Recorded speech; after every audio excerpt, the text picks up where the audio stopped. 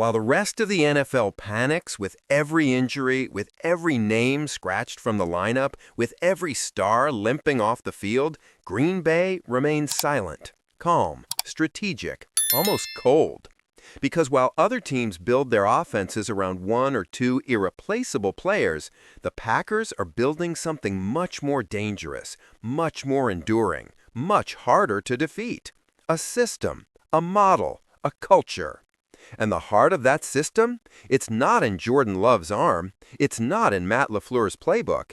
It's in the nuances, yes, the nuances of the wide receiver. Does it sound like exaggeration? It's not. It's science. It's game philosophy. It's the answer to the question every analyst asks, but no one can answer. How does Green Bay manage to maintain offensive efficiency even when Christian Watson, Jayden Reed, or Romeo Doubs, their three primary targets, are out with injuries? The answer isn't in the draft. It's not in signing a cheap veteran. It's in training, in mentality, in the way every player, from the starter to the last man on the practice squad, is taught to think, to react, to move, not like a piece, but like a brain. It all began with a simple shift in language. While other teams say run the A7 route, in Green Bay they say if the safety rotates, cut inside. If the corner presses, stretch. If the linebacker hesitates, accelerate. It's not about memorizing patterns, it's about understanding principles, about reading defenses like they're reading sheet music, about turning every receiver into a real-time problem solver. We don't teach plays, we teach concepts, revealed one assistant coach who asked to remain anonymous. If you understand the concept, you can play, whether you're first in line or sixth. And the numbers, they don't lie. In 2024, when both Christian Watson and Jayden Reed were out at the same time, a situation that for any other team would have been catastrophic, Jordan Love not only didn't panic, he delivered one of his best performances of the season. He threw passes to 11 different receivers, converted 58% of third downs against an NFL average of 42%, posted a rating of 92.3, higher than when he played with the full starting roster, 89.1. And the leading yardage receiver in those games? Samori Toure, a name that for most fans was just a background piece, a backup, a fill-in. But in Green Bay, he wasn't a replacement, he was a solution. Picture Lambeau Field, snow falling, temperatures below zero. The kind of game where muscles lock, hands freeze, and mistakes are fatal. Now imagine Jordan Love at the snap. No Watson, no Reed, no Doubs. He looks to the sideline. There's no panic, no hesitation, just a nod from Matt LaFleur. Calm, confident, almost serene. From the bench steps Samori Toure, or Bo Melton, or Dontavion Wicks, who, by the way, even as a rookie, already demonstrated mastery of 80% of the offensive playbook. They don't step on the field as emergencies. They enter as starters, as if they'd been there since the first snap. Because they trained that way, because they studied that way, because they were prepared that way. In the film room, every Wednesday, all the receivers, starters, backups, even the practice squad guys, watch the same plays. But not to memorize routes, to understand reactions, to anticipate moves, to develop instinct. If the linebacker shifts one step to the left, you already know he's covering the short zone, so you stretch. If the safety is late to rotate, you cut before the break. It's math, it's reading, it's high-speed chess, explained a receivers coach.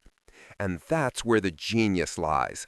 While Dallas depends on CeeDee Lamb to carry the team on his back, while Buffalo prays that Stephon Diggs doesn't tweak a hamstring, while Cleveland mourns the absence of Amari Cooper, Green Bay simply adapts, rotates, evolves, because the system doesn't depend on names. It depends on understanding, on collective intelligence, on a culture that says anyone can be the hero as long as they understand the game. But what happens if, in 2025, Watson, Reed, and Doubs all go down in the same week? Does the system still work? The answer, according to internal sources, is yes, and with even more efficiency. Because LaFleur is already testing something new. A rotating receiver model that changes every series, confusing defenses, wearing down secondaries, and keeping the offense unpredictable. It's like basketball, says one team strategist. You don't need a LeBron to win. You need 5 guys who know exactly what to do, when to do it, and why to do it. And in Green Bay, that's the mantra. But there's an even deeper secret, and almost no one is talking about it. Behind the scenes, one name is being whispered with growing excitement. Tanner McLachlan. Yes, that one, the tight end converted to wide receiver, the guy almost no one noticed at training camp, the project who looked like a long-term gamble. Well, according to internal reports, McLachlan already knows 85% of the offensive playbook. He's already running slot routes, sideline routes, deep posts with the technical precision of a veteran. And the scariest part? He has the highest tactical IQ among all the receivers on the roster. He doesn't play football, he solves puzzles on the field, said one scout. And LaFleur? He's already tested him in simulations against the Eagles, 49ers, and Ravens defenses. And in every case, McLachlan found the gap. Always. This isn't luck. It's not improvisation. It's sports engineering. It's the building of an offense immune to injuries, immune to pressure, immune to expectations. While the rest of the league bets on stars, Green Bay bets on systems. While other coaches scream on the sideline, LaFleur just watches because he knows his work was already done. In the classrooms, in Tuesday practices, in Thursday night film sessions. Sunday's game? That's just execution. And Jordan Love? He's the perfect beneficiary of this model. Because Love doesn't need a WR1 to shine. He needs options, movement, intelligence.